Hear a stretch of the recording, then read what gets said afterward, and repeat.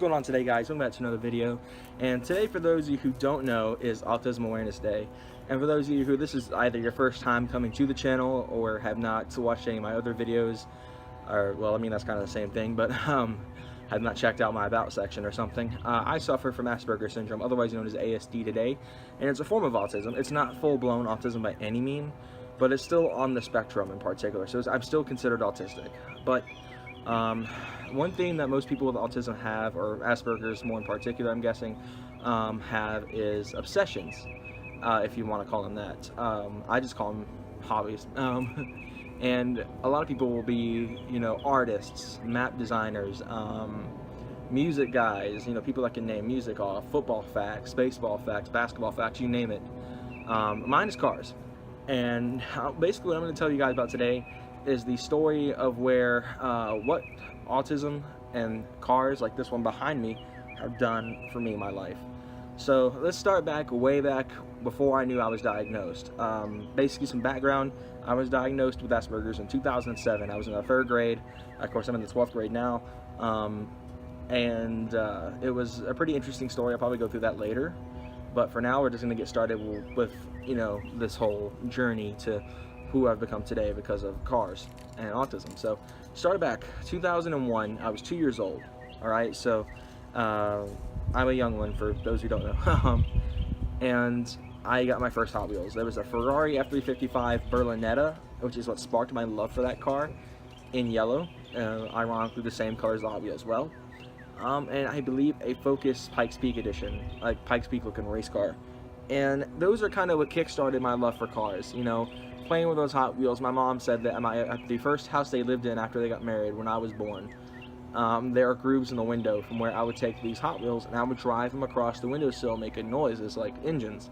Of course, they were all the same, and so it was kind of a genetic just noise, like most toddlers make. It kick-started something special. You fast forward about a year or two down the road, 2002, 2003, somewhere in there, I got introduced to racing video games, in particular with Need for Speed Underground and Gran Turismo 3, respectively.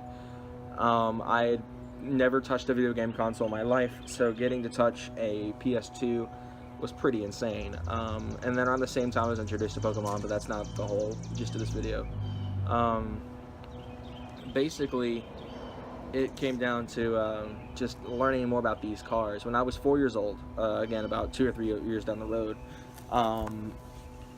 I was able to walk through the parking lots without looking at any badges on any cars, identify what they were. I could walk up to a Mustang, for example, if you'd taken all the Mustang badges off of it, because I memorized the body style and all the facts about that car. I could be like, that is a Mustang right there, fully through and through. And I could look at it and tell whether it was a V8 or V6. Excuse me, there's a B flying right here, and I'm terrified of these things. But anyway, I'm just gonna watch him. Excuse me here. It's ironic. I'm the one Georgia Tech fan who's terrified of actual Yellow Jackets. But anyway, back to the story. I got that exposure to cars through Hot Wheels, of course, and video games, which explains why I'm still a gaming channel in terms of. And then you fast forward about a couple years down the road again. I had a Power Wheels Jeep Wrangler. I believe it was a TJ. I'm not really good on Jeep codes yet, so forgive me if I'm wrong, Jeep people who watch this kind of stuff. It was bright red. I'll probably include a picture here. But, I love that truck. Squirrel. Anyway, ADHD kicked in. That's not typical with ASD. That's just kind of my brain.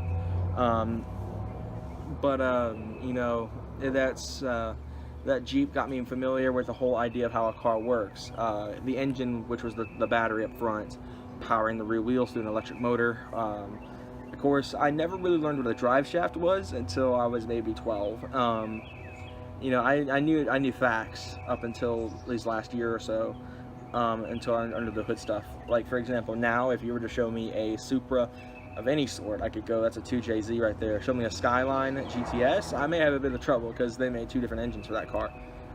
Show me something like a Mustang like this one. Ask me what it's powered on, 3.7 Cyclone, pretty simple, right? I can tell just by the noise and the lack of GT badges. This behind me, 4.0 Cologne V6. This is actually my personal car, in case you don't know. This is a sport track. You can't see the badge. I've done a lot of videos with this truck. But anyway, you know, I'm able to identify engine codes now. I didn't really start learning about engine codes until, again, when I was about 12 or 13. I was in automotive class in high school, 9th grade year.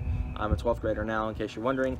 And I was the youngest kid in the class. I was 13 years old when I started high school. So, and that's not because I skipped grades. I'm just young. I'm like the only 17-year-old left in 12th grade. But anyway, back to the story. Again, my ADHD is just kicking in today. It's like VTEC and a Honda. You know, it's just, the more I played these racing games, the more I got on bicycles and stuff. Basically, like Adam LZ said in one of his recent videos, car people usually stem from bicycle people. And he's very right. Of course, I'm the opposite. I went from cars to bikes and then back to cars when I got an actual car. And that's a whole different story for another video, which I mean I'll kind of tap into here. But I basically grew more and more into cars. When I was 14 is when the car obsession kind of started hitting its peak, where it is now. When I started searching my first car, I kind of was looking around, getting the idea of what I wanted. I knew I wouldn't be getting my first car until I was closer to 15, and even then, after my 15th birthday, I didn't get my first car until I was closer to 16. You know, I kind of developed my criteria. I wanted something that was small, affordable, good on gas, and fun. And, you know, I had a ton of cars on there: the Honda Civic, the Mitsubishi Eclipse, the Toyota Celica, you know, stuff, and of course the Mustang V6. Which, you know, my dad wound up getting. But, you know, I developed this kind of love for learning about the cars and their drivetrains and their transmission options all the way up until I turned 15, or a little after I turned 15, right before I turned 16. It was my dad purchased a 2015 Mustang V6, which you guys are now watching from the tire, basically. That's where the camera's sitting. And I was given my dad's old car, a 2005 Kia Spectre 5, which is in the garage behind me. Little 5-speed hatchback. The other thing with Asperger's, though, is that the motor skill, your fine motor skills, non-existent really. I still get messed up. I still get messed with by my teachers for my handwriting. Of course, it's definitely improved, but you know, it's still horrible. And I don't know whether that's to blame or I'm just not capable of driving a stick. But I just can't drive a stick shift. So I was, we had to drop everything, and they wanted me to be on the road relatively quickly. So they were just like, you know, we're going to wait until the following February where tax return comes in. We're going to buy your car with an automatic. So I was like, all right, cool. And there were many cars that jumped through the ring of cars we looked at. There was a Jaguar S-Type R, and my mom looked at a V8 Jaguar. My mom actually wanted me to have that thing. A 2011 Mustang V6, very similar to my dad's. Honda Accord V6 Coupe. You can tell the trend here. And a Jaguar X-Type, as you guessed it, a V6. And then came this guy, a Ford Explorer Sport Track, again, as I've already mentioned repeatedly. And we picked this guy up, and it's been history. You know, I've learned every single thing about sport tracks there is to know. The bumper shapes, this bumper actually, I got rear-ended, in case you didn't know, back in August of last year, ironically 6 days before my birthday. And this is actually running in genuine parts, and I'm usually always the one to say insurance companies usually screw cars over.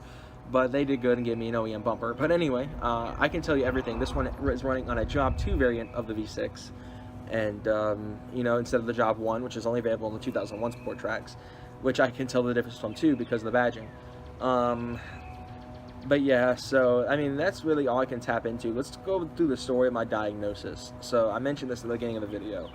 I was in the 3rd grade, and my teacher at the time, she's a very sweet woman, probably one of my favorite teachers I've ever had, mentions to my parents one day, noticing my behavior in class. She's like, hey, your kid is a little different.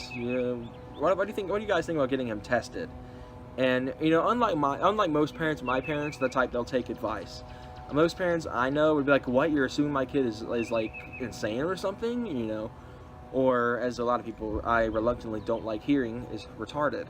I hate being called retarded. It's the one thing that gets on my nerves the most. But anyway, going through that story, my parents were like, yeah, I mean, it's worth a shot. He doesn't act the same as most kids at that age. And most kids at that age are pretty, mature. I was still kind of like immature, throwing my hands up, tantrums, all that good stuff when I was in the 3rd grade. So We went out, we got me tested, it came back at Asperger's, and I didn't know what to think at first. I didn't know whether to be afraid that like it was some sort of life-threatening disease or something like that. But my parents, kind of explained everything to me in a really nice way, and I learned to adapt to myself. Like now, I'm not that bad with fire alarms like I was in the 3rd grade. When I was in the 3rd grade, I legitimately could not be in the same room as a fire alarm. I would freak out. And now, I mean, I hate it when they go off. It still gets on my nerves, but it's not like, I'm not screaming and crying like I did back in elementary school. It's a pretty interesting story, really. For those of you who don't research Asperger's, it's definitely something you want to look up, because it's a pretty interesting disorder. I mean, you learn a lot about the people you meet, and you can really tell people and learn to adapt to them if you know what it is. But anyway, guys, thank you guys again for tuning into this relatively long video. I know it was kind of an iffy topic, but I mean, today is Autism Awareness Day, and I thought this would be a good video to put out for this day. But again, thank you guys again for tuning in, and I'll see you guys next time.